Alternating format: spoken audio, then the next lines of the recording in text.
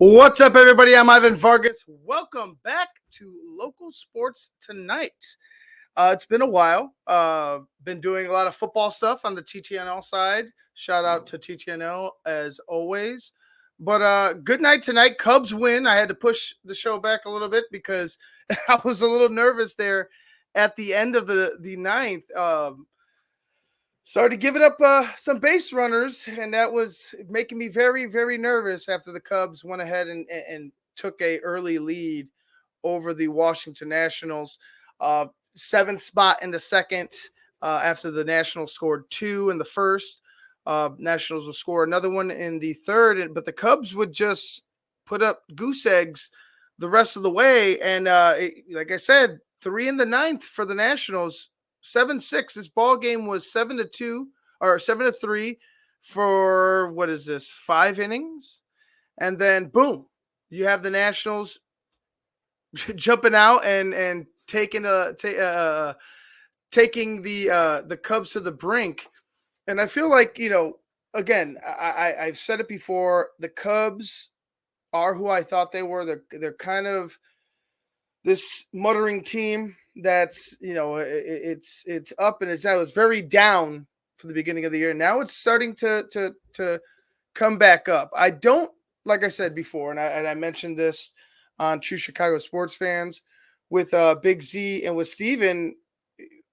I don't believe the Cubs can pull this one off. I just believe the teams that are ahead of them right now, I think that they have too much firepower for the Cubs. I could be, absolutely wrong. I would love to be absolutely wrong. But as of right now, looking at it, I don't see how the Cubs can overcome in Atlanta. Get this out of here. I'm sorry. I'm trying to bring up the standings. Can overcome an Atlanta, can overcome a New York, can overcome a San Diego and Arizona. There's still an entire month left, right? I will give the Cubs, the fighters, a puncher's chance, right? But other than that, that's it. I don't really have true faith in this team because I've seen the inconsistencies. I've seen how they've been playing throughout this season. And although I've watched, I've been kind of focused on the Bears, I've watched everything. I've been to more Cubs games this season watching them than live than I've ever been in my life. And I like Turtles too.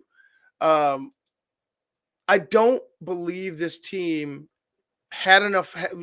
put enough firepower on their roster in order to overcome some of these other teams that are out there. So it's very frustrating. I'm watching the Sox and the Mets right now. Hopefully the Sox, I can't believe I'm saying hopefully they could rally right now. They're down 4-1 in the top of the fifth.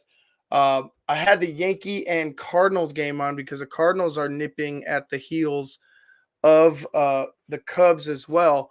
But, like I said, do they have enough firepower? Do they have enough offense to get them over the top? And, you saw a five inning, shutout at the back end of this, after they exploded.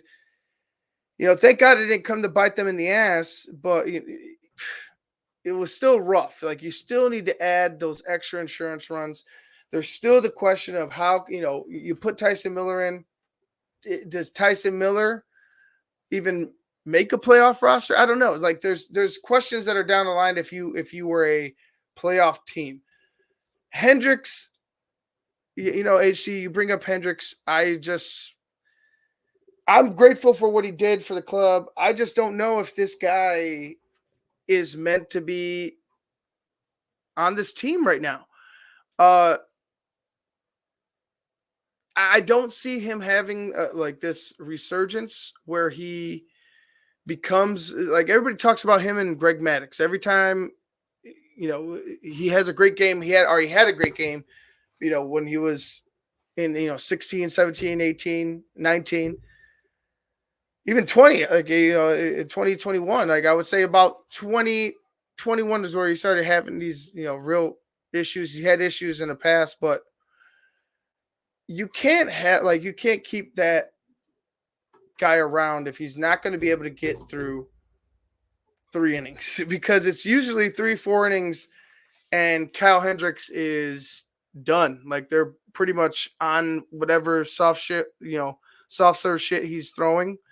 Uh, it is what it is, man. Like like that's what I see. Kyle Hendricks is he goes one, he could have a good, one once around the order, and then all of a sudden they start to time him up, and then he starts to get big hits, starts to give up home runs. I like I said, I don't want to see that going into the future. I don't. I want them to start bringing up the younger guys. If they can't get into the playoffs this year, then next year it needs to be a focus on bringing up some of these guys or trying out some of these guys and going out and signing big name players, because you want to have a good mixture of youth and veteran leadership. But I think that if you go sign a big name like a Juan Soto, and you go ahead and bring up some of these younger guys, that you could find some success. Like, you brought up a Betancourt. I saw him, we saw him a few times before. He kind of was all right here and there. And then he has a big game like he had the other night when they came back. Excuse me, I'm going to have when they came back the other night. And to be honest with you, it should have been this way throughout the season. It should have been this way throughout the entire year, and it hasn't been. It just, you want to see where this youth movement, quote unquote, is going. They've signed some big guys. You have Cody Bellinger. He wasn't the Cody Bellinger of last year. Dansby Swanson has struggled.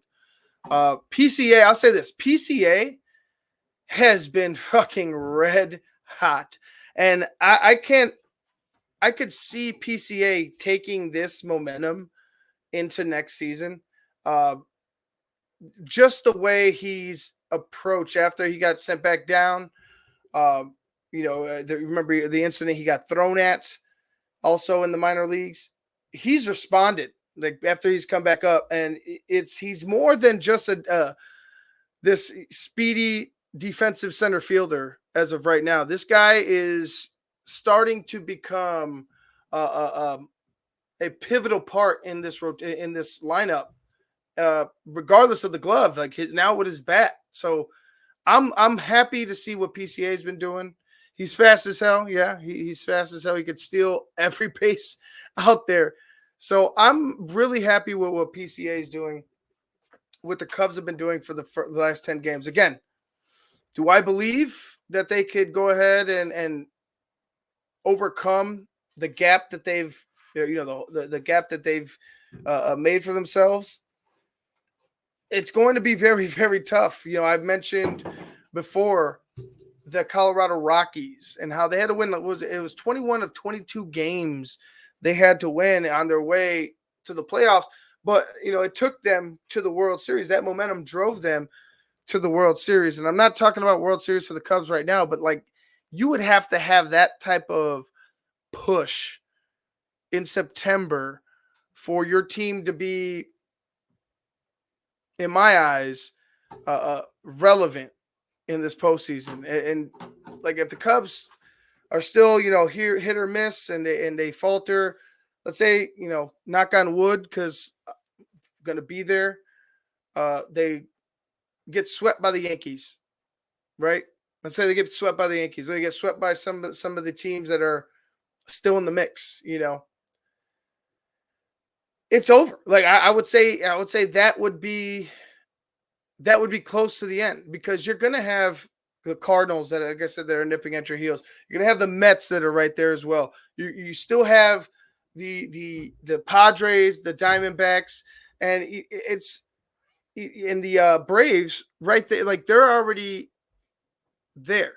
The Braves have to worry about the Mets. Right now, the Mets are 3.5 games back, and the Cubs are 5.5 games back. You got the Cardinals and the Giants after that. I don't know if the Reds are going to be able to overcome 10 games, even the Giants with 7. The Cardinals, I believe, lost tonight. against the Yankees. Am I correct on that? Let me check the scores here real quick. Because it just vanished off the screen, and now it's KC and Houston. Yeah, 6-3. The Cardinals lose, so pushes them back. That's a good thing. Just like I said, hopefully I'm wrong. Hopefully they make a huge push. I've appreciated this fight to the end type of mentality because Craig Counsell's first year has been that first month I was like, all right, here we go. And then now it's been, like I said, it's been peaks and valleys. Right now they're on the up. So let's see how he could do in his final month. Can he, close out this season with a good final month with this team and make a push for the playoffs? I still think you have to get this man more. You have to get him some more pitching. You have to get him some more hitting. I think if you can do that this offseason, this Cubs team will be better than I wouldn't say tenfold, but they'll be about, if you could get a stud hitter, a Juan Soto, and you could find some more pitching, I think this Cubs team would be a sure contender for a playoff spot next year. But is it time? Like, are they going to do that? I thought they were going to do that, at the trade deadline. I thought they were going to do that last offseason, but they didn't. And it just gives me, some type of caution because can I trust Jed to do, to make the big move? Can I trust Jed to put his balls out there and say, hey, here we go. We're pushing for this. This is where, I want to take us. Let's go ahead and invest in this player. Haven't seen it yet. We'll see. We'll see what happens. But the Cubs right now definitely got the big win against the Nationals, 7-6, as they continue to fight and try to get a playoff spot. The White Sox are the White Sox. They're losing 4-1. Not much for them. If anybody's excited, I'm excited because college football is back, and tomorrow is a full slate of games. I'm definitely interested in that Notre Dame game against Texas A&M. It is at 6:30 on ABC and ESPN Plus. Number 7 Notre Dame, number 20 Texas A&M at College Station. Should be a good one. I'm looking for the Notre Dame Fighting Irish to make a statement. And I know Texas A&M is ranked 20, but the SEC bias kind of, around the country makes it that Notre Dame is trash and they're just given these spots, and Texas A&M is probably a better team regardless of rankings. But to me, they could go fuck themselves. Go Irish. It will be at 6:30 on ABC. A couple other games tomorrow. Let me go ahead and pull this up. Ohio State at Akron, if you want to go ahead and watch Ohio State. There's also Clemson and Georgia, 11 a.m. on ABC and ESPN Plus. That should be an interesting game. Right off the bat, you got Dabo Swinney and Kirby Smart. You got the Bulldogs. And you got the Tigers. So, there you go. And we all, no. Sorry. I was looking at something else.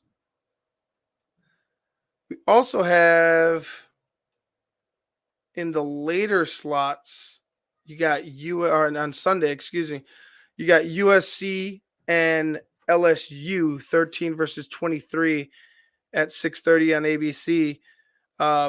That'll be the only time I would imagine until for the rest of the season that college football will be on a Sunday. After that starts NFL football. And, let's go ahead and switch over to that. The Bears. The Bears are going to be back. And I got a couple interviews that we'll share, just to kind of pass the time and talk about them. Swift and Brisker talking about the end of camp and seeing how they, are looking towards this season and what they feel the Bears can do. I'm eager to see Caleb Williams, as is everybody, but also this defense. I want to see what this defense can do in live action because they've been flying around all preseason, in preseason games, in practice. I think this defense, and I'm sure the offense will have their flowers as well, but I think this defense is going to be the unit that really drives us forward. Um, just because I think they're going to have the ability to get off the field quickly.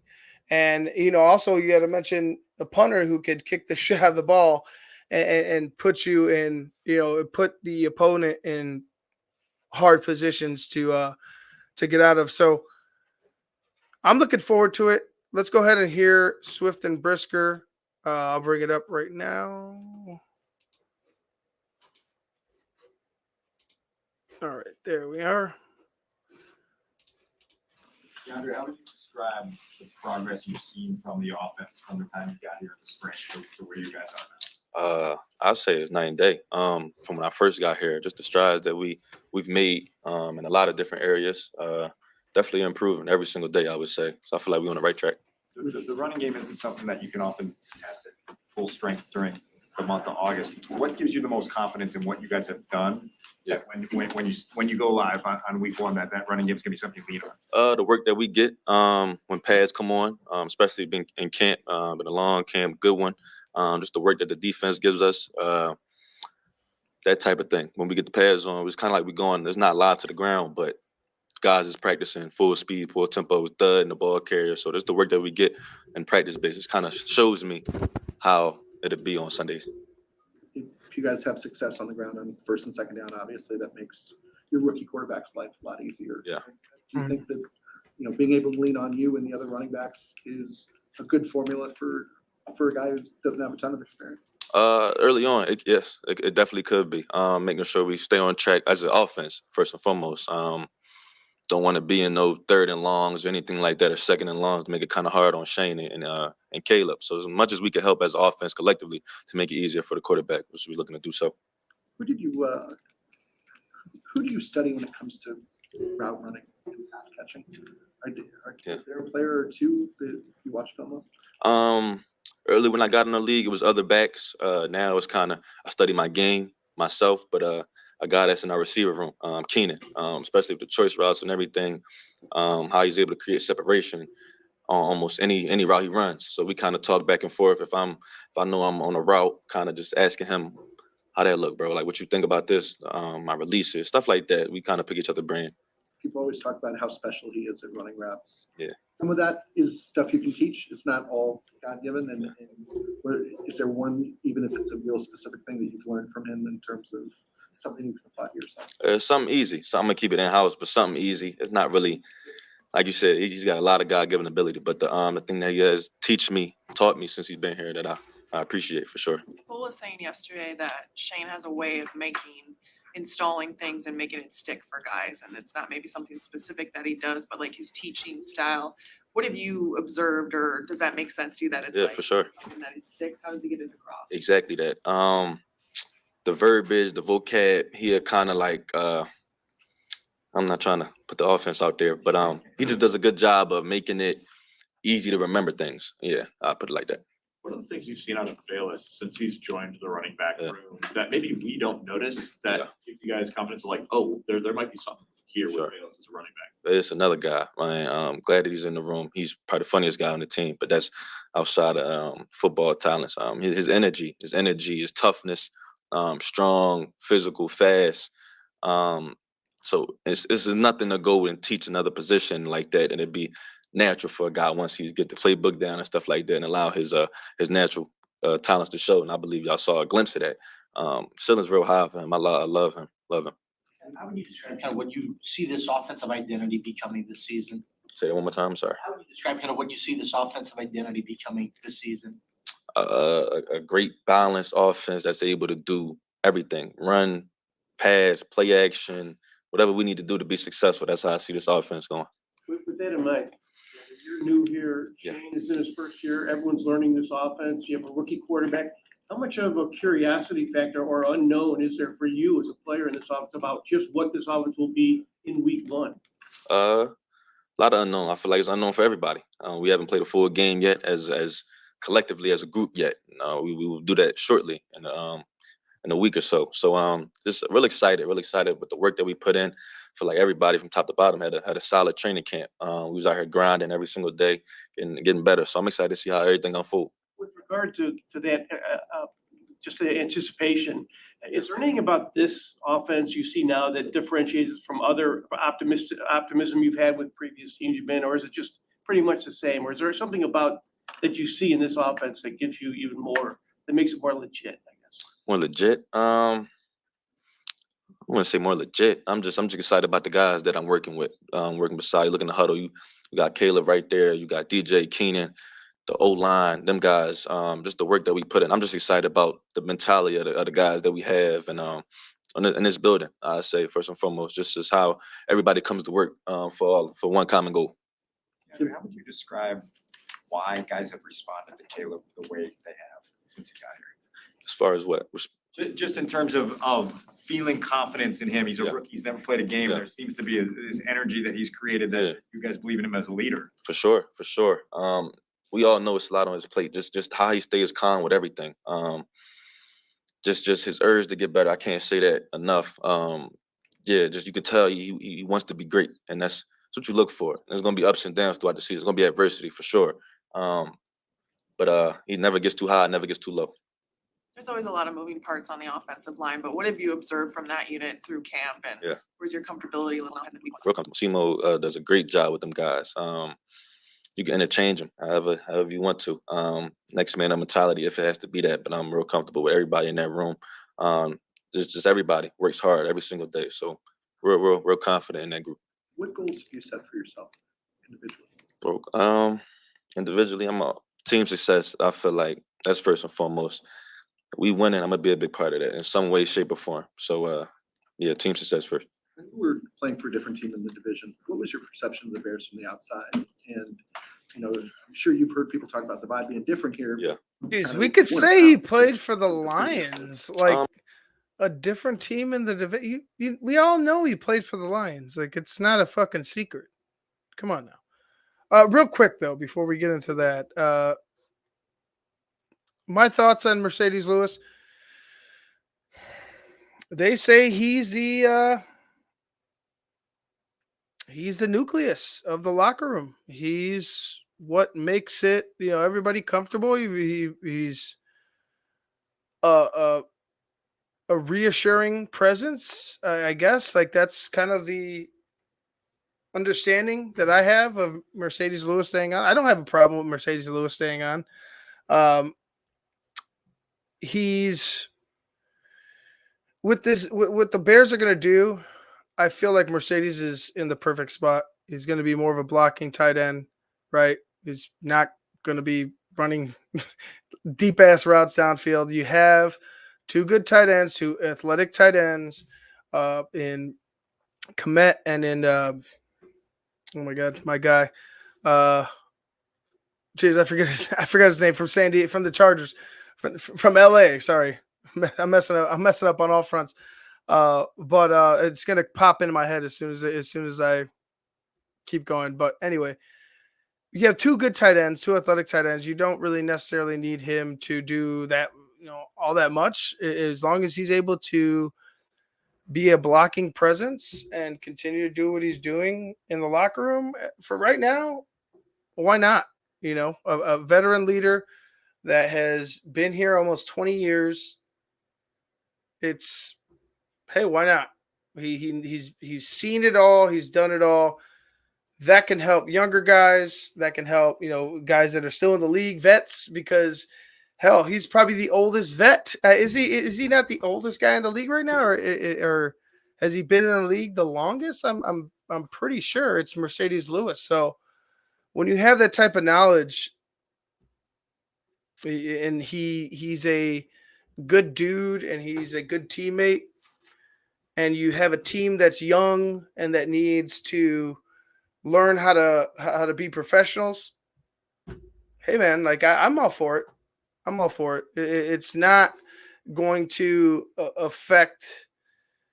I don't think it's going to affect the team negatively whatsoever. So Mercedes Lewis, to me, being on the roster is perfectly okay. Let's continue with DeAndre Swift. My perception was a team that always plays hard. That's kind of how my perception was. But I feel like now it's a different mentality, a different Chicago Bears team. We're gonna see how it unfold for sure. I'm excited. I know team success is something that you said that's first and foremost Yeah. for you, but you get a big contract with this team. They clearly see great value in you. What do you want to prove? What do you want to go out there and showcase individually? Be exactly where I am and why they brought me here. Continue to perform first and foremost. Continue to produce at a high level and put the league on notice. Thank you. Thank Appreciate you. it. Thank you, guys. Oh, as does DeAndre Swift. We'll get to Jaquan Brisker in a second. I'm eager to see what he has to add to the Chicago Bears. Dynamic runner in both the passing and the running game. I truly believe it's going to be some type of a three-headed monster if Roschon Johnson could get healthy. You got two guys that, Khalil Herbert, who has the both power speed, type of dude. He'll be able to run between the tackles if need be, but also he could get away from you if he gets into space. So, and DeAndre Swift is just as dynamic, if not more. So I'm looking forward to that. And then you have Roschon Johnson coming in when healthy and being this, hopefully this, the battering ram, the body blow to the defenses for the Chicago Bears. Definitely eager. Oh, what's going on here? Definitely eager to see it. There we go. Here we go with Jaquan Brisker and what he has to say. How are you feeling physically? Are you feeling ready for the regular season to start and all of that stuff? Yeah, I'm definitely feeling ready. First, couple days, got back, made some plays on the ball. I definitely feel good. Was it challenging to be out during such a pivotal preseason for you guys? Yeah, definitely challenging to be out. Wanted to be out there with the guys, wanted to get reps out there. Just continue to create our chemistry and things like that. But couldn't be out there. But did a lot of walkthrough reps and things like that. So got my mental right for sure. Chemistry with secondary, especially Kevin, you guys both been in and out a little bit last Yeah. The chemistry is great, to be honest. It's great.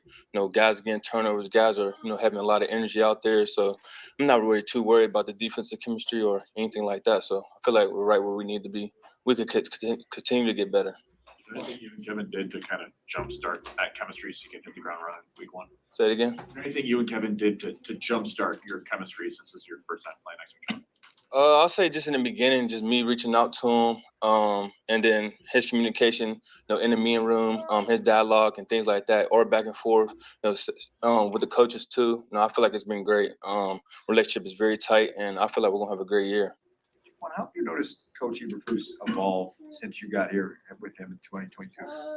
Just getting comfortable, getting better, as a coach, just overall. Getting closer with the guys and things like that, and obviously him having more swag, I'll say. Just with his say it again. What do you like about the Eberflus moves? The fade. Gotta start off with the fade first. But just his swag, defensive wise, his energy and things like that, you can feel it. He's definitely getting comfortable, but the chemistry is just growing overall, and you can feel it in the room. So it's great. Ways do you see his kind of fingerprints on the defense right now, and the things that he likes to do translating into what you guys do well? We just do a lot of different things, I'll say. Just a lot of different things which works to our ability. So I feel like everybody eats in this defense, so it's going to be good. Mm-hmm. How do you compare the feeling of this defense versus the one you stepped into as a rookie, where you guys are giving up 30 points every single week? You don't have you're having players that are being offloaded as the season goes Right. to this. It's a huge difference. My first year, I feel like I really didn't know too many people at all.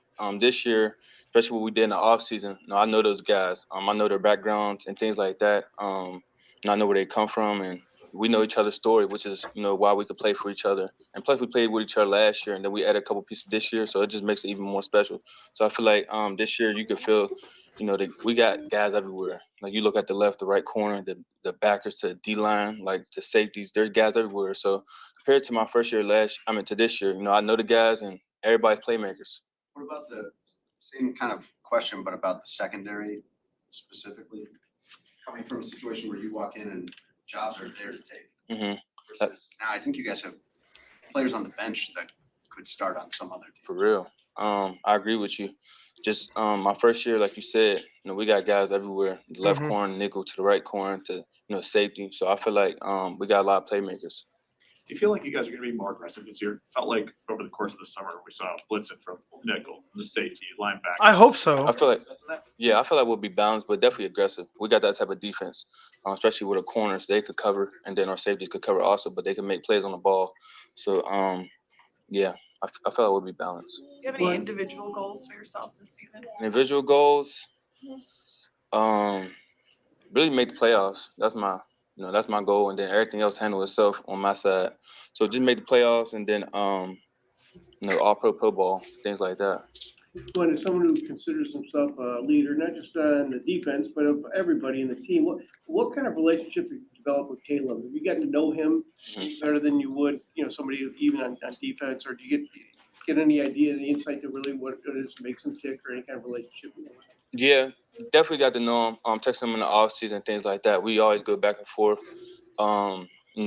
During text, what he sees, what I see, and things like that. And then on the field, we're the competitor. I'm trying to get everything out of him, even though he's not going to say anything too much. But just trying to get the fire out of him, see, try to test him, things like that. But definitely building a relationship on and off the field. Yesterday, we just got a handshake. So stay tuned. It's coming the first game. You talked a little bit this offseason about the goal to be top 5 defense, one of those great defenses.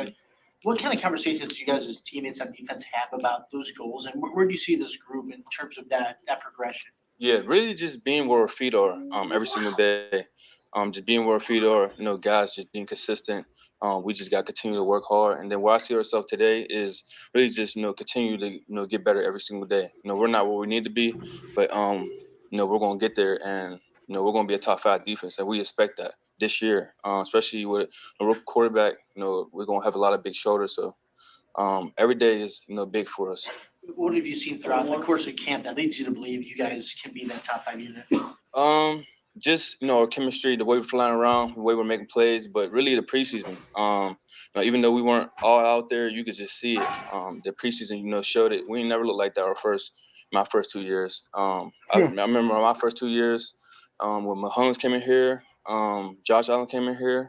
They drove down and scored the first touchdown. You look at our first series, it stops after stops. And you look at practice, it stops after stops, turnovers after turnovers. So there's a difference in this defense, and we're not there yet, but we'll continue to get better. Man, I love to hear that. Jaquan Brisker talking about, and he was here, that first year with Eberflus. He was here when the Bears were not good on defense, when the Bears struggled week after week, we're getting blown out. He knows, he had that experience. He's grown. This is a huge year for Jaquan Brisker. And I believe the addition of Kevin Byard is a huge presence for him in order for him to take this next step in his career, because the kid has potential. And I've criticized him before, especially in coverage. He has potential, but he needs to tighten it up. Maybe the presence of a Kevin Byard, can push him over the top with not only the knowledge of what he needs to do as a safety, but the every single day grind of being a student of the game. Hopefully that is rubbing off on Jaquan Brisker. To me, I feel like it already has. He's already talked about the relationship between him and Kevin Byard. Hey, sky's the limit. Let's just see. He mentioned that the Bears defense, You couldn't get stops on guys like Mahomes, like guys like Josh Allen. And now it's like, hey, stop after stop, not only in the games, but in the practices as well. And you also had Caleb speaking to it, and everybody reporting on how the offense has struggled. But we have mentioned here time and time again on the tape, excuse me, not on the Tape Never Lies. I'm on 606 Media, but we mentioned on the Tape Never Lies time and time again. We want to see, like, it is if the guy is able to make a step, right? If he's able to take this step, if this defense is able to overcome, certain obstacles, this offense is going to fucking follow suit. So give me 1 second, buddy. Let's not turn off the computer. Give me 1 second here. But yeah, I'm looking forward to Jaquan Brisker's year. I'm looking forward to him gaining momentum throughout from what he had, the limited time he had. He's been out, but the limited time he had, gaining momentum throughout the season and becoming more of a leader. It's a big year for him. Big year for him. I hope he,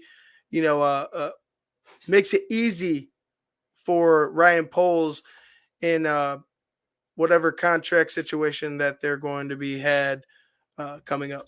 How many different guys you got handshakes with now? It seems like there's a whole series of them sometimes. Yeah, everybody on the defense, and then I'm working my office guys now. I just got one with Caleb Rum yesterday. I'm working on Keenan. I'm cooking something up for Keenan and the rest of those guys. So stay tuned. Study all these. That's a lot to remember. Yeah, we just gotta keep. It's a repetition thing. We just gotta keep remember it. It's a repetition thing. So just try and get it right. That's the question that I yielded to. I'm sure it's great. When you have rookie quarterbacks, a lot of times, and you're in this position now as a more experienced player, you can trick them. There's stuff they haven't seen that that they don't know. And I'm sure there's been a lot of that you guys as an experienced defense have done to Caleb in training camp. Has there been a time or times where you feel like he got one by on you? Definitely, I would say, not with the disguise wise, but definitely a good ball in a 2-minute earlier in camp. He was rolling out to his right. I thought he was going to throw a little back shoulder, but he actually led him, to get open, which was a touchdown. So I'll say that was a good play for him. But other than that, Nine doing what Nine does. Are you seeing that and you're thinking, he's not going to be able to make that pass? I don't have to necessarily worry about that pass, and then he did it? Yeah, to his right, like KB said earlier, his accuracy goes up like 100 times more. So just me guessing, guessing, which led to the touchdown, which messed me up. But, really thinking he's going to throw the back shoulder like he did the first practice, but he ended up leading the receiver because he trusts his receiver and the speed. So just, him being smart and then him taking advantage of that play. That was some good stuff by Jaquan Brisker. Hoping he has a great year this year. But at the end, giving us some nuggets about Caleb Williams and his growth. He mentioned it. Like, yeah, he got me on this, on one play, and he threw another. He went to another receiver on the same play at, a different time. So, like, there's obviously Caleb is recognizing certain things, and he's able to adjust. So I like that little nugget at the end. But Jaquan Brisker, hopefully he has a great year. Looking forward to it. He'd mentioned how the defense has been different, how the defense has been from when he was a rookie to now, night and day, pretty much. So eager to see what happens. Eager to see what happens with the Bears coming up this season. I'm going to go ahead and wrap, everybody. I'm happy to be here with you guys, but I'm going to go enjoy my beer and look for some obscure sport to watch. Maybe actually, no, it's just baseball. It's baseball's not an obscure sport, but I'm going to watch something. Oh, you got the US Open in the third round. I don't know if I care as much to watch that, but anywho, I'm going to get out of here. I appreciate you guys for watching. I'm Ivan Vargas. This has been Local Sports Tonight on 606 Media. Please check us out. Also, check me out on The Tape Never Lies at Another Bear Show. Please become a patron at www.thetapeneverlies.com. I will be back shortly. I'll probably be back on The Tape Never Lies more before I'm back here. Like I said, with football season, my side endeavor, Local Sports Chicago, is put to the side a little bit. It's more of like a pop-up show. So we'll see what happens, as we go further down the line. But anyways, guys, have a good night. I appreciate you. Thank you. I'm out.